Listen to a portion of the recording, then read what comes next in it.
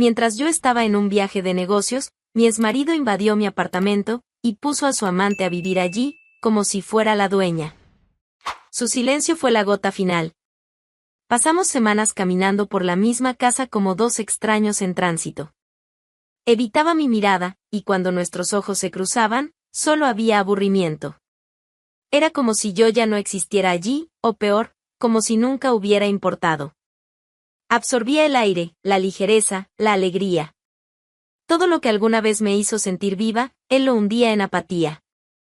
En los últimos años, fui esposa, proveedora, apoyo emocional, psicóloga de emergencia y gerente de crisis de un matrimonio en colapso. Trabajé el doble mientras él acumulaba excusas. Nunca mantuvo un trabajo por más de 3 meses.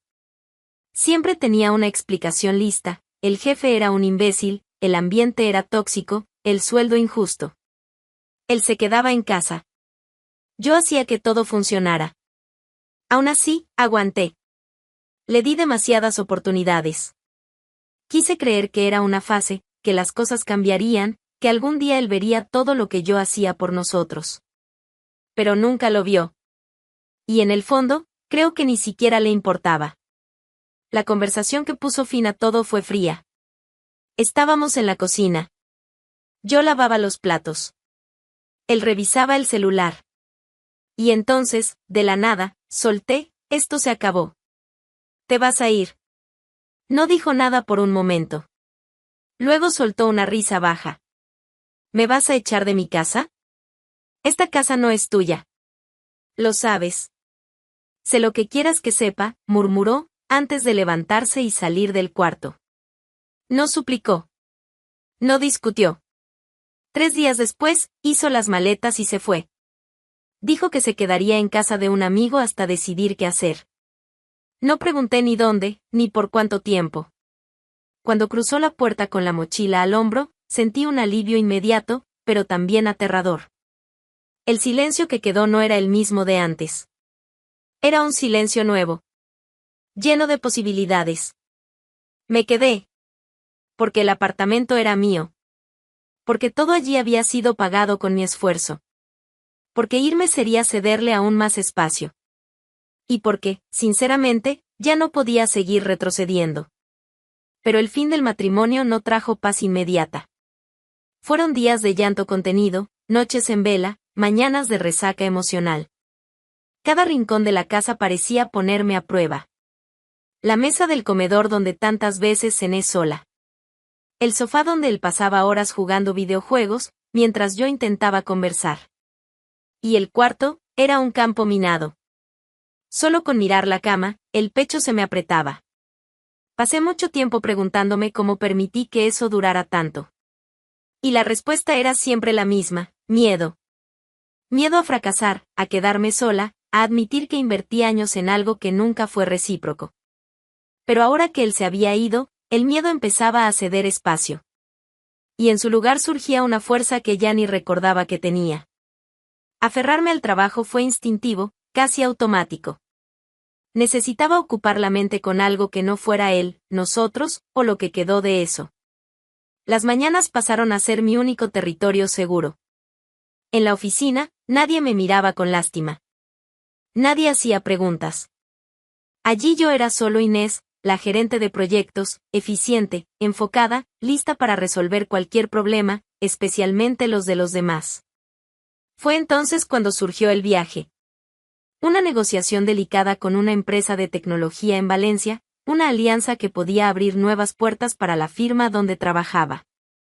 Cuando me ofrecieron liderar la presentación, dudé. Estar fuera por 4 días me parecía mucho, considerando el caos emocional reciente. Pero al mismo tiempo, tal vez era justo lo que necesitaba. Acepté. Y por primera vez en mucho tiempo, me sentí entusiasmada. Pasé días revisando diapositivas, afinando cifras, practicando mi discurso. Organicé el apartamento, le pedí a la vecina del piso de arriba, una señora llamada Carmen, que adoraba fisgonear pero siempre me trató con amabilidad, que le echara un ojo al lugar. Cuando cerré la puerta con la maleta en la mano, sentí una punzada de miedo, pero también alivio. Me estaba moviendo de nuevo. El viaje empezó bien. La reunión salió mejor de lo esperado. Les gustó la propuesta, elogiaron mi claridad. Me hospedé en un hotel sencillo, pero cómodo, y esa primera noche pedí una copa de vino, me acosté en la cama y casi sonreí. Tal vez las cosas, por fin, estaban volviendo a su cauce. Pero entonces, el segundo día, todo se vino abajo con una llamada. Era Carmen. Inés, perdón por llamarte así, pero, hay una mujer en tu apartamento. El corazón me dio un vuelco. ¿Cómo que una mujer? La vi entrar esta mañana. Entró con llave y todo. Se quedó un rato adentro. Luego salió con unas bolsas. Me pareció extraño, parecía estar en casa, ¿sabes? Dejé de respirar por unos segundos. ¿Estás segura de que era mi apartamento? Absolutamente. Entró con seguridad. Ni miró a los lados. La llamé, pero ni me contestó. El cuerpo se me heló. Traté de razonar, encontrar una explicación lógica, pero no había ninguna. Ninguna amiga tenía llaves. Carmen no era del tipo que inventaba esas cosas. Y lo más extraño era como lo dijo, parecía estar en casa. ¿Puedes avisarme si vuelve? Pregunté, intentando mantener la voz firme. Claro, estaré atenta. Pero, Inés, esto no me huele bien. Asentí, en silencio. Colgué y me quedé sentada al borde de la cama, mirando la nada. Era como si el mundo que acababa de empezar a reconstruir estuviera, otra vez, a punto de desmoronarse. Volver antes de lo previsto fue una decisión inmediata. Cancelé el resto de la agenda, cambié el billete y empecé a organizar todo para salir a la mañana siguiente. Intenté dormir esa noche, pero no pude. La mente no paraba. ¿Quién era ella?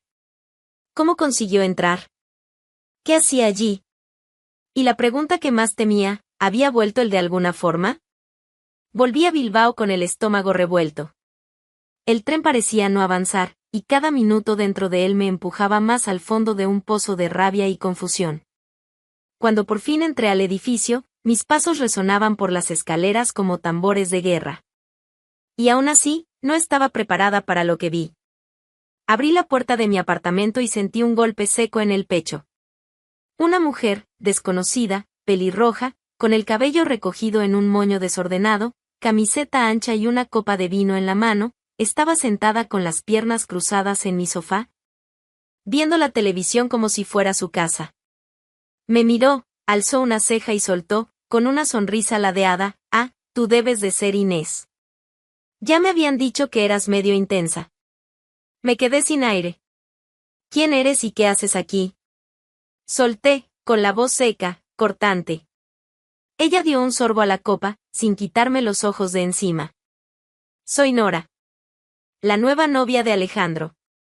Este apartamento fue su regalo para mí. Pensé que ya te lo había dicho.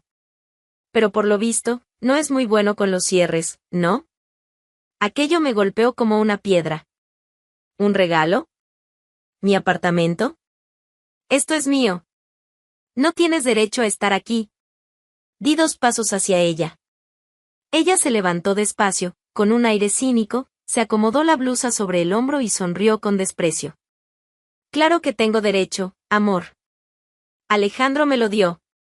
Y dijo que tú ya habías aceptado todo esto. Antes de que pudiera responder, escuché la llave en la puerta. Él entró. Allí estaba.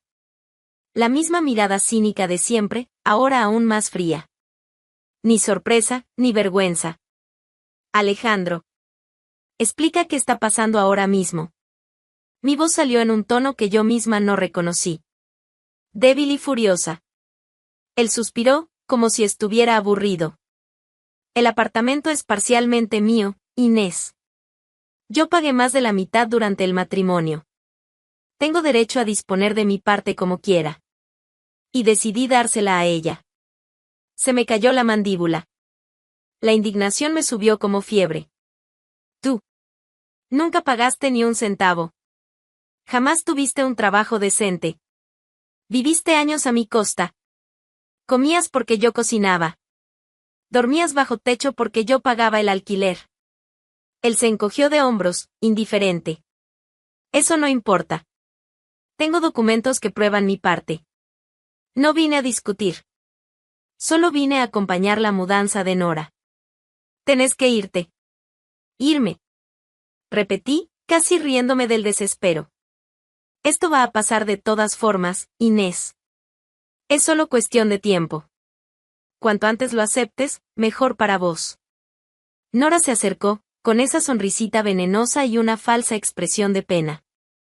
No te lo tomes personal, ¿sí? Sé que debe ser difícil para vos, pero él está tratando de seguir adelante. Y sinceramente, este lugar tiene una energía bastante pesada. Creo que una reforma le va a venir bien. Tuve ganas de lanzarme sobre los dos. Pero algo dentro de mí gritó más fuerte. No iba a ceder. No iba a dar la espalda como si todo eso fuera normal. Tragando el llanto, la rabia, el sabor metálico que me subía por la garganta, los miré con la calma más forzada de mi vida y dije, en voz baja, esto aún no terminó. Di la espalda y salí. Cada paso hasta la calle era un temblor. Pero por dentro, una certeza empezaba a crecer, yo iba a pelear. Sentarme en el banco de la sala de audiencias fue más humillante que cualquier grito que me hubiera tragado. No sabía qué dolía más, estar allí por culpa de ese hombre o el hecho de que él hubiera logrado llevar la situación hasta ese punto, al punto de obligarme a demostrar que mi propio hogar era mío. Mi abogado era callado y metódico. Confía en el proceso, decía. Pero confiar en procesos era algo que dejé de hacer el día en que mi exmarido invadió mi casa con una novia burlona y me pidió que me fuera como si fuera una huésped molesta. Alejandro, en cambio, estaba cómodo. Camisa planchada, barba arreglada y ese aire de quien ensayó sus líneas frente al espejo. Se sentó frente al juez con una sonrisa discreta, casi aburrida, y presentó un montón de documentos. Contratos, extractos, comprobantes de transferencias bancarias. Todos supuestamente firmados por él. Todos indicando que había pagado más de la mitad del inmueble. Se me heló la sangre. Yo sabía que eso era mentira. Que cada centavo de ese apartamento había salido de mis horas extras, de mis sacrificios. Y él ahí, actuando con seguridad, como si hubiera sido parte activa de algo que en realidad nunca le importó. Cuando fue mi turno de hablar, mi voz salió clara, pero con grietas de dolor. Su señoría, este hombre nunca contribuyó con nada. Nunca tuvo un trabajo estable. Yo mantuve ese hogar sola. Las cuentas estaban siempre a mi nombre. Él vivía a mi costa, mientras decía que tener un empleo fijo era cosa de gente conformista. El juez me escuchó, anotó algo, pero su atención se mantenía en los papeles de Alejandro. Su abogado era experimentado, seguro, y repetía frases como pruebas documentales legítimas y presunción de veracidad. El veredicto fue rápido. Demasiado rápido. Considerando los documentos presentados, este tribunal reconoce la existencia de propiedad compartida del inmueble entre las partes durante el matrimonio. La parte demandada deberá desocupar el inmueble en un plazo razonable, hasta nueva deliberación sobre la posesión definitiva. Fue como recibir una patada cuando ya estás en el suelo. ¿Desocupar? ¿Yo?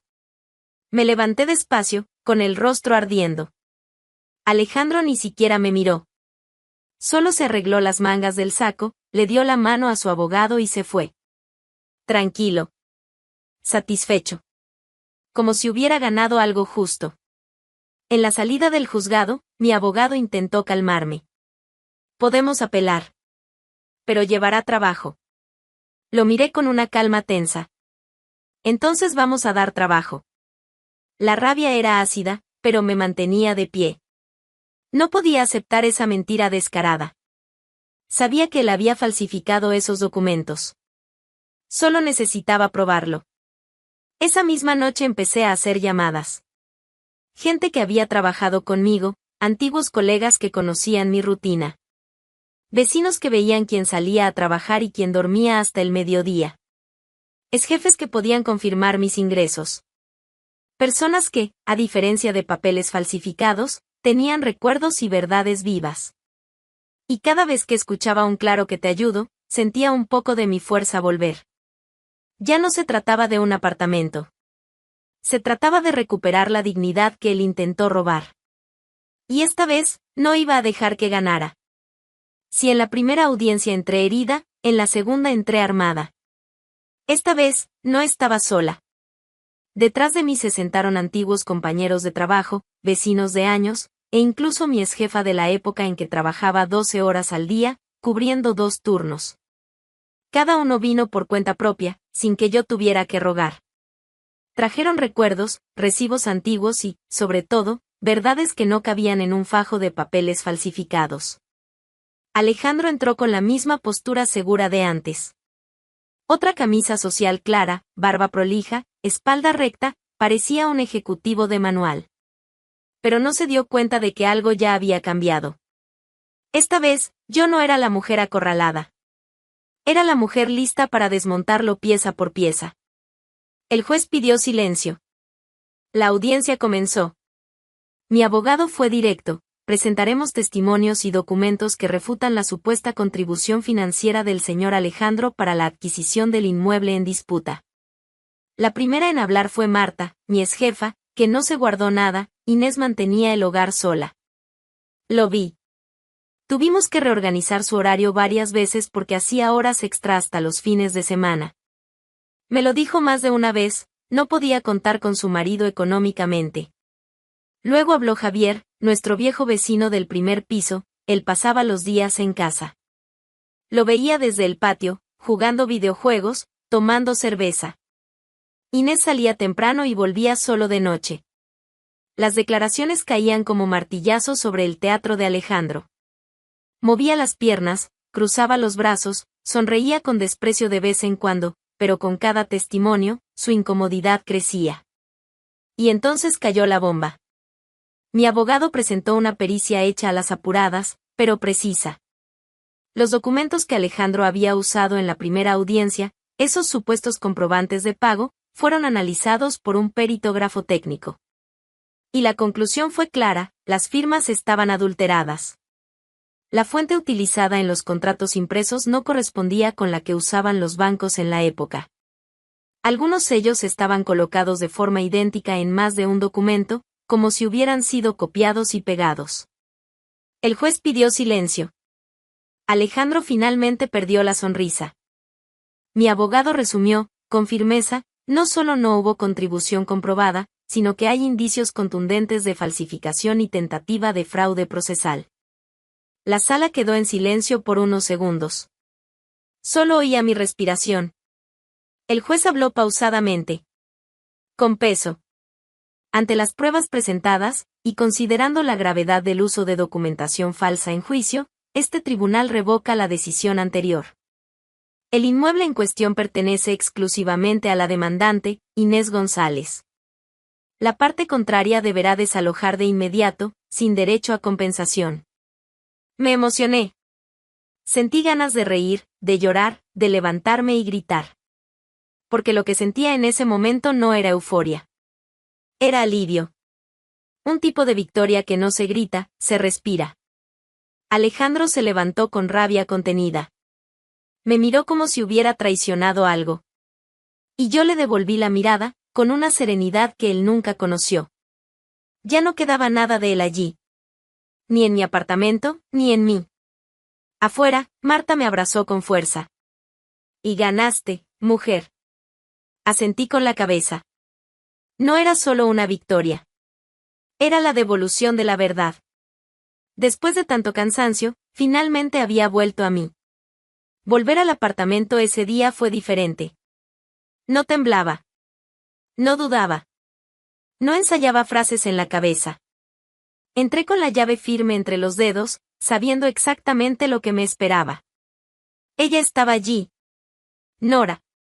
Sentada de nuevo en mi sofá, ahora con cara de no saber si podía o no estirar las piernas.